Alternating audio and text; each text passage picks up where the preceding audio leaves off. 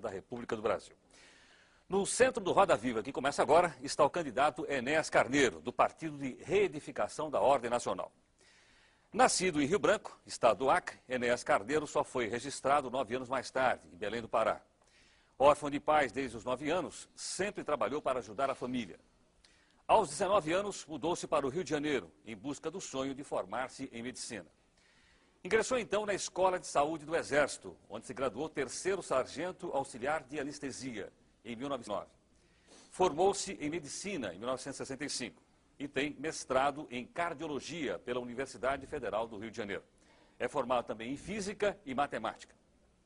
Sua estreia na política foi em 1989, quando fundou o Partido de Reedificação da Ordem Nacional e lançou-se candidato à presidência da República. Com apenas 15 segundos no horário gratuito de televisão em 1989, tornou-se célebre com a frase "Meu nome é Enéas" e obteve mais de 360 mil votos, conquistando o 12º lugar nas eleições daquele ano. De volta à política, novamente como candidato à presidência, Enéas Carneiro disporá agora de mais de 1 minuto no horário gratuito da televisão. Para entrevistar o nosso convidado de hoje, doutor Enéas Carneiro, está aqui o jornalista Fernando Mitre, diretor executivo do Jornal da Tarde, jornalista Josemar Gimenez, chefe da redação da sucursal paulista do jornal O Globo, Clóvis Rossi, que é repórter e colunista da Folha de São Paulo, José Paulo Kupfer, do editor-chefe da sucursal paulista do jornal Zero Hora, Rui Xavier, coordenador de política do jornal Estado de São Paulo, e o jornalista Ibsen Spartacus, chefe de reportagem do Jornal do Brasil, também sucursal de São Paulo. O Roda Viva é retransmitido por 23 emissoras de televisão de todo o país. E você pode participar desse programa pelo telefone 252-6525, 252-6525. A Shizuka, a Cristina e a Ana estão anotando as suas perguntas. Se você preferir o nosso fax, é o 874-3454, 874-3454. Doutor Enéas, boa noite. Boa noite. Doutor Enéas, nossa primeira pergunta a todos os candidatos à presidência da República do Brasil. O senhor, obviamente, tem acompanhado a evolução das pesquisas eleitorais. Em alguns estados, o senhor está até empatado, tecnicamente, com outros candidatos que são políticos profissionais. Em função disso, qual é a estratégia do senhor daqui para frente em busca de uma passagem para o segundo turno e para a eleição para a presidência da República do Brasil? Muito obrigado ao senhor e a todos os senhores pela presença e aos telespectadores. A única estratégia que eu me permito usar é falar através dos meios de comunicação. Eu não creio que, para ser atingido um universo como o da população brasileira, de cerca de 150 milhões de pessoas, possa existir uma outra estratégia. Exatamente isso. Doutor Enéas, o senhor vai continuar usando o bordão "Meu nome é Enéas", que eu acabei de ler aqui no perfil do senhor? Ainda não defini isso, uma vez que isso, para dizer essa expressão, que é o meu nome mesmo, eu levo cerca de 2 segundos. Eu, quando tinha 15 segundos, gastava 2. Se usar de novo, gastarei 2 dentro de 1 minuto, o que será um tempo bem menor do que o total. Doutor Enéas, o senhor enfatiza muito... Desculpe. Perdão, Josemar, por Lá, favor. vira assim, né? Boa noite, doutor Enéas. Boa noite, senhor. Eu gostaria de saber do senhor o seguinte, é uma preocupação, talvez, de toda a sociedade brasileira. O senhor vem dizendo insistentemente que não precisa de deputado porque todos não gostam do senhor. Eu gostaria de saber o seguinte, num regime democrático, como é que o senhor pretende governar sem o apoio de deputados, sem o apoio do Poder Legislativo? Bom, há uma distorção aí. Eu não disse que os deputados, como um conjunto, não gostam de mim. Aliás, é preciso ficar bem claro isso, eu não tenho nada contra nenhum deles em particular. Eu me refiro sempre ao modelo carcomido, putrefato que aí está. Eu falo sempre de um sistema de troca de favores que faz, inclusive, com que candidatos à presidência da República de um partido aliem-se a um outro partido que tem toda uma tintura ideológica diametralmente oposta. É disso que eu falo, é isso que eu me refiro. Agora, no que concerne a apoio.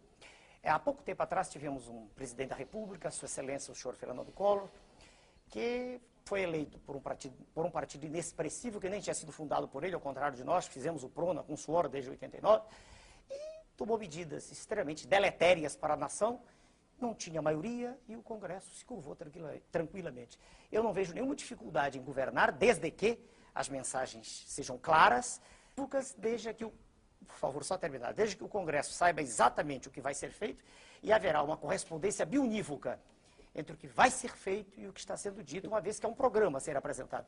Não creio que haja dificuldade, uma vez que os senhores congressistas querem o bem da nação. Fernando Mitre. Doutor Enéas, o senhor enfatiza muito a questão da disciplina, né? Sem dúvida. E a questão da autoridade também. Sem dúvida. O senhor é a favor até da inclusão de matérias nos cursos primários que dizem respeito a o amor à pátria, a bandeira, a disciplina social, o respeito à autoridade, etc. O senhor, ideologicamente, se aproxima de algum modelo conhecido? Quer dizer, como é que o senhor se qualificaria hoje? Difícil, difícil. Eu posso dizer, falar de mim é difícil. Vamos falar do modelo do nosso partido. Aqui, né? Voltando para o senhor, que eu estou conversando com o senhor. O PRONA defende um Estado forte, técnico e intervencionista. Um Estado que se preocupe realmente com a não que seja propriedade de um grupo reduzido de políticos. Nós acreditamos que é perfeitamente possível resgatar essa dívida social gigantesca da nossa terra, desde que haja uma mensagem firme e que por trás da mensagem haja um lastro de preparo que faça com que o presidente da República não seja um títere, não seja um boneco levado de um lado para o outro, na dependência de quem está à sua direita ou à esquerda. O senhor quer um presidente da República mais poderoso do que o que sempre tivemos? Não, porque os nossos presidentes da República, por terem sido extremamente incultos, em quase sua maioria, né? Quase a maioria, e por serem homens de personalidade extremamente frágil, têm sido levados para um lado e para o outro. Haja vista o que ocorre agora recentemente com Sua Excelência, o senhor Presidente da República, que cede a uma pressão quando, eu quero crer, o chefe da nação deveria agir de modo firme. Se ele é o chefe, ele deve ter firmeza. Um presidente deve presidir, senão não é presidente. Um presidente deve ser de fato e não só de direito.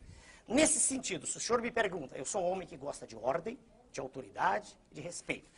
Se o senhor me disser assim, o senhor dialoga? Sim, dialogo sempre. Eu ouço. Por exemplo, se os senhores disserem, o senhor tem 1 minuto, eu falo 1 minuto. Se os senhores disserem, eu obedeço às regras.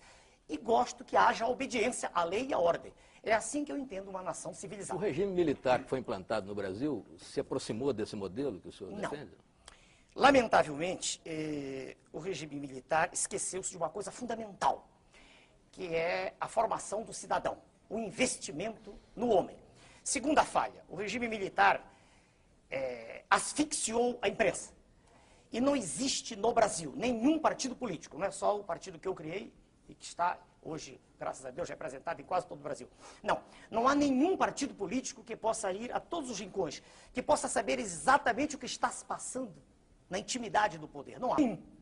Então a imprensa tem que ter liberdade para isso. E ela terá essa liberdade com a nossa chegada, sem dúvida, para fiscalizar aquilo que está sendo feito. Pois se aquilo que nós queremos fazer tem que ser para o bem da nação, a imprensa tem que ter. Isto é uma coisa. Outra coisa é a absoluta falta de responsabilidade com que a imprensa se comporta atualmente. Por exemplo, cito de modo claro, na capa de uma revista aparecem as 3 figuras magnas do país. Sua Excelência o Presidente da República, Sua Excelência o Presidente do Congresso, Sua Excelência o Presidente do Supremo Tribunal Federal, vestidos como pessoas do sexo feminino, numa dança. A revista se chama Revista Veja. Eu não entendo que lucro, que vantagem a nação tem com isso. Estou sendo sincero, com a mesma clareza com que falo sempre. Então, repare, chamam-me de autoritário. Eu digo, não, eu quero ordem, quero respeito, quero liberdade de expressão, mas quero responsabilidade também. E quero crer que não há nenhum pai de família que goste de, às 7 horas da noite, ligar um instrumento, um aparelho de televisão, e ver na tela expostas cenas de lascívia, de luxúria, de lubricidade, de sexo quase explícito, que deformam a personalidade e formação dos seus filhos. Eu não acredito que haja nenhum chefe de família lúcido que goste disso. Essas teses são claras, eu estou repetindo como sempre fiz. Tá, vamos a mais uma pergunta. Apenas quero dizer, Clóvis, o seguinte, que o senhor Guilherme Grimaldi de Ipiranga já usou essa expressão autoritária que o senhor mesmo usou agora. Normal. Clóvis Rossi. Não sei, pelas entrevistas anteriores que eu li do senhor, se houver alguma distorção, o senhor me corrija, me dá mais a sensação de que o senhor é menos candidato à presidência da República e mais candidato a Fujimori do Brasil, é isso mesmo? Não, nunca disse isso.